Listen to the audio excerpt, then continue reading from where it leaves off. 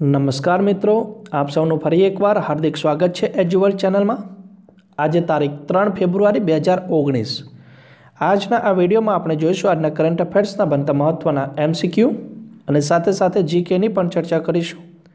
તો આપને એક રિક્વેસ્ટ છે, જો આપ નવા છો ચેનલ પર તો પ્લીઝ ચેનલને સબસ્ક્રાઈબ કરજો અને સાથે સાથે બેલ આઇકન પણ ઓન કરજો કે જેથી બીજા વિડીયો અપલોડ થાય કે તરત જ આપણા સુધી નોટિફિકેશન મળી જાય અને આપની તૈયારીમાં વધારો થઈ શકે।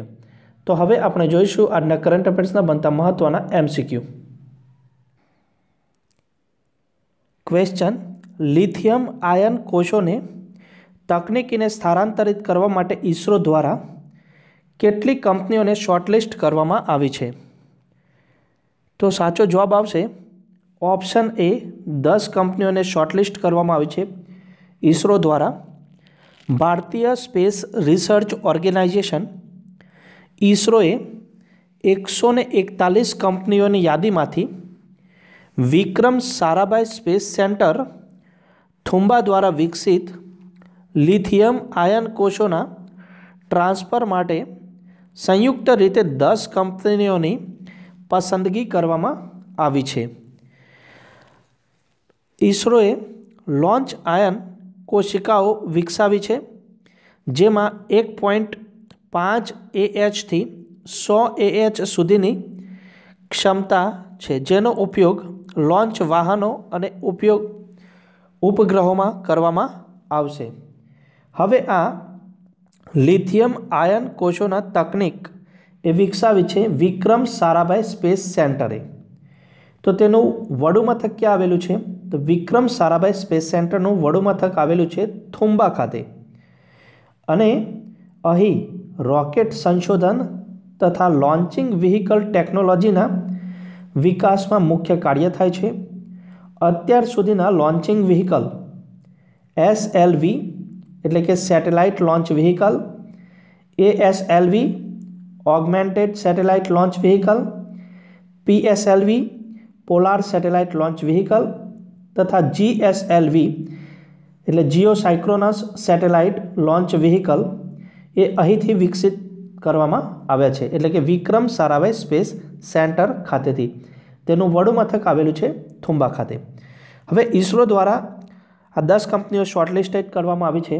તો ઇસરોનું સૌથી ફૂલ ફોર્મ જોઈએ આપણે પહેલાં, તો ઇન્ડિયન સ્પેસ રિસર્ચ ઓર્ગેનાઇઝેશન, તેની સ્થાપના કરવામાં આવી હતી વર્ષ 1969માં। તેનું વડુ મથક આવેલું છે બેંગ્લોર ખાતે। વિદેશ મંત્રાલયે સંજીવ રંજનને નીચે આપેલામાંથી કયા દેશના એમ્બેસેડર તરીકે નિયુક્ત કર્યા છે? તો વિદેશ મંત્રાલય દ્વારા સંજીવ રંજનને કોલંબિયા દેશના એમ્બેસેડર તરીકે નિયુક્ત કરવામાં આવે છે, એટલે કે ઓપ્શન બી એ સાચો જવાબ બનશે। તાજેતરમાં જ વિદેશ મંત્રાલયે જાહેરાત કરી હતી કે સંજીવ રંજનને કોલંબિયાના નવા એમ્બેસેડર તરીકે નિયુક્ત કરવામાં આવ્યા છે અને પ્રેઝન્ટ ટાઈમમાં તેઓ અર્જેન્ટિનાના રાજદૂત છે। સંજીવ રંજન એ 1993ના બેચના ઇન્ડિયન ફોરેન સર્વિસના અધિકારી છે, જે દિલ્હી યુનિવર્સિટીના અર્થશાસ્ત્રમાં સ્નાતક થયેલા છે।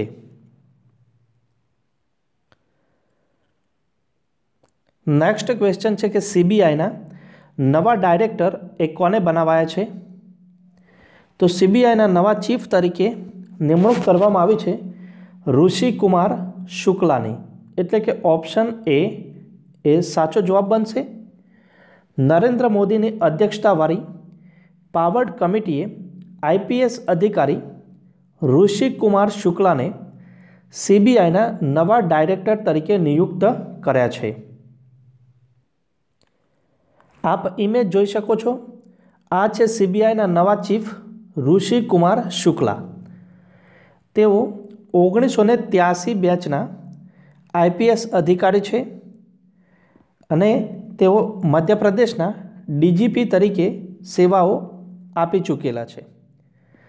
CBI ડાયરેક્ટરની નિયુક્ત કરનાર પાવર્ડ કમિટીમાં પ્રધાનમંત્રી, લોકસભાના વિપક્ષના નેતા અને ચીફ જસ્ટિસ ઓફ ઇન્ડિયા પણ સામેલ હતા।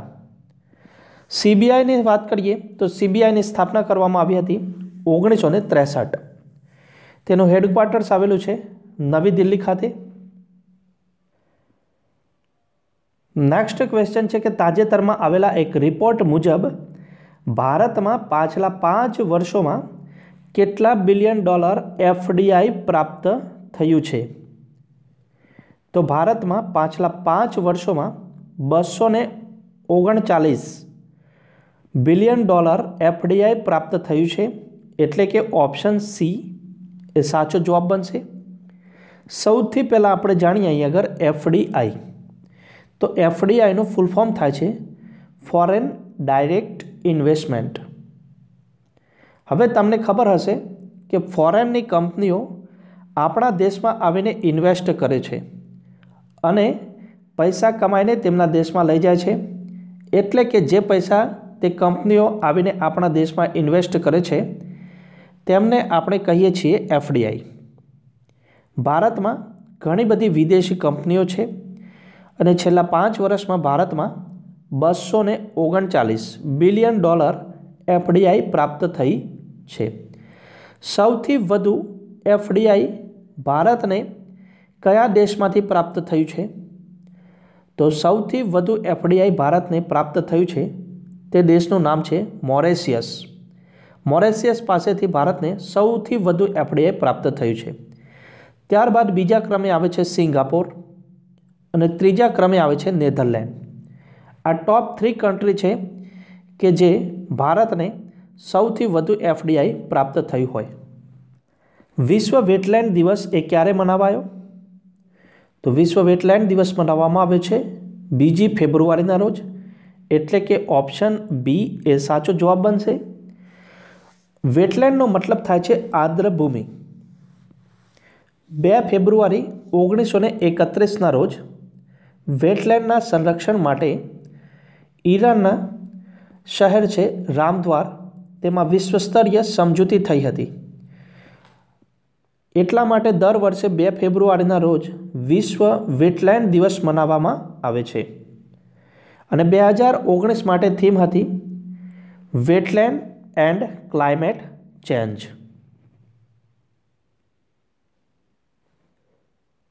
નેક્સ્ટ ક્વેશ્ચન છે કે ધ બેસ્ટ પરફોર્મિંગ સ્ટેટ એટલે કે રાજ્ય શ્રેણીમાં કયા રાજ્યને સ્વચ્છ ભારત યાત્રા પુરસ્કાર આપવામાં આવ્યો? તો બેસ્ટ પરફોર્મિંગ સ્ટેટ શ્રેણીમાં તામિલનાડુ રાજ્યને સ્વચ્છ ભારત યાત્રા પુરસ્કાર આપવામાં આવ્યો છે, એટલે કે ઓપ્શન ડી એ સાચો જવાબ બનશે.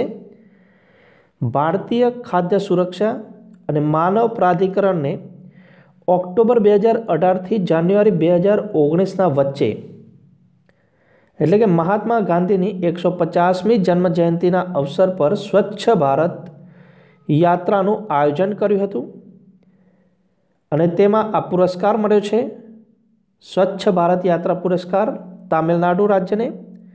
અને એની સાથે સાથે મદુરાઈ અને શિવાકાશી આ બંને શહેરોને ધ બેસ્ટ પરફોર્મિંગ સિટી તરીકે જાહેર કરવામાં આવ્યા છે. નેક્સ્ટ ક્વેશ્ચન છે કે સુંજય સુધીરને કયા દેશમાં ભારતના રાજદૂત તરીકે નિયુક્ત કરવામાં આવ્યા છે?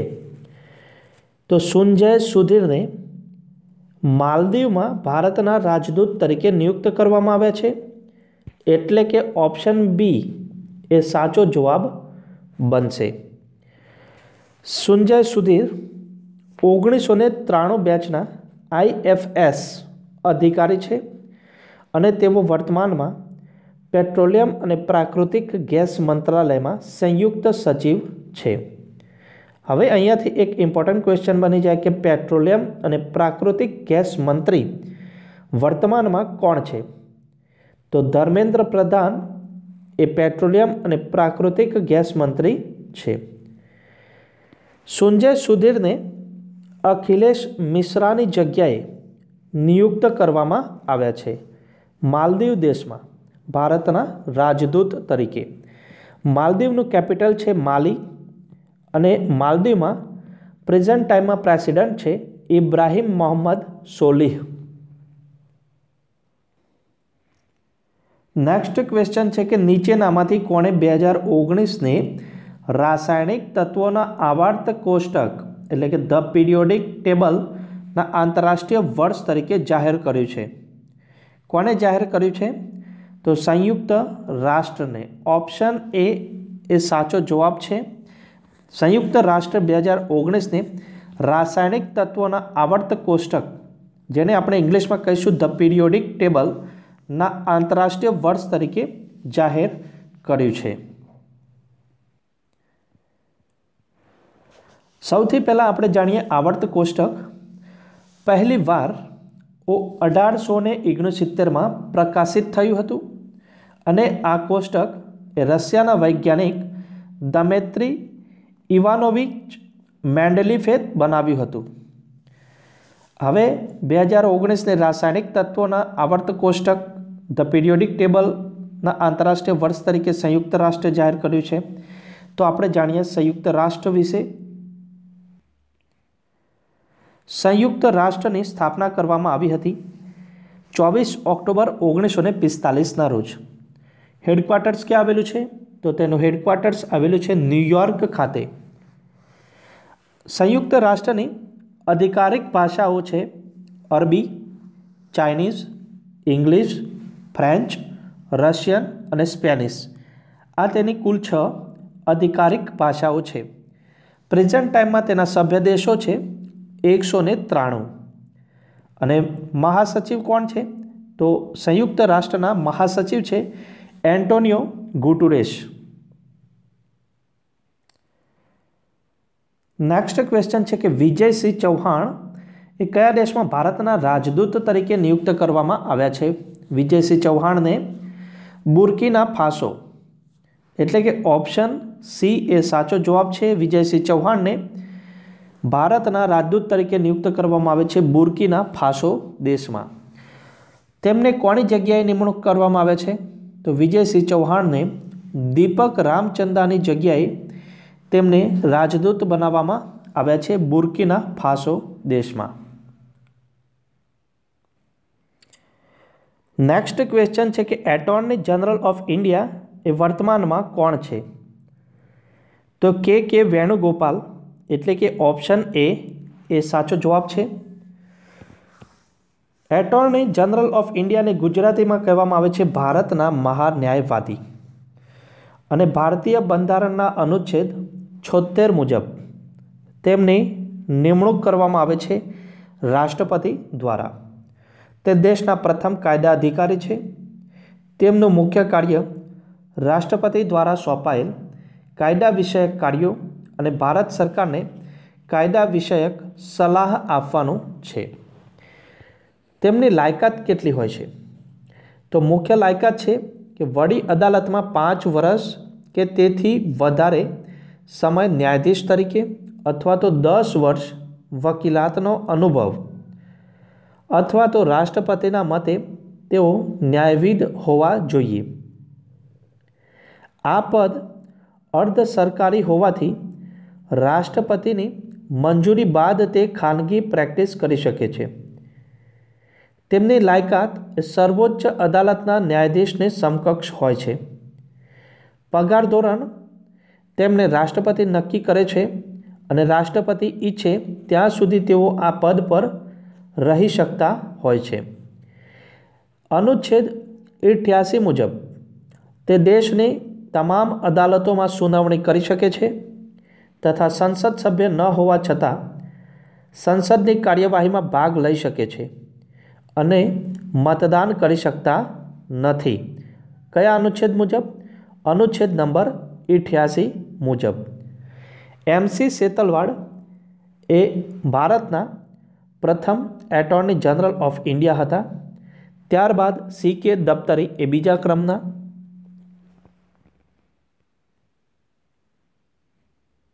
વિડીયો જો પસંદ આવ્યો હોય તો લાઈક જરૂર કરજો.